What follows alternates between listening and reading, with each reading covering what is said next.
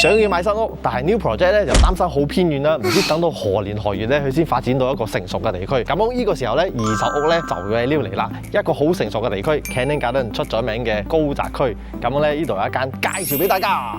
而家好多人咧都將舊屋咧翻新變成一個好 modern 嘅 design。你有冇想象下你嘅 dream house 會變成咁樣咧？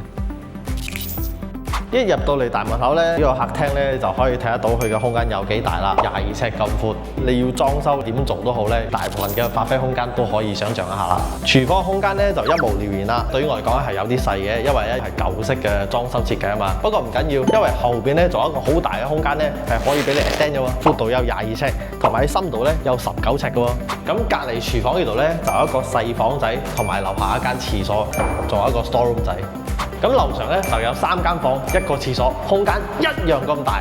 你睇下呢個 master bedroom 空間有幾大，我已經可以想象到裝修之後呢一個 master bedroom 有幾 grand。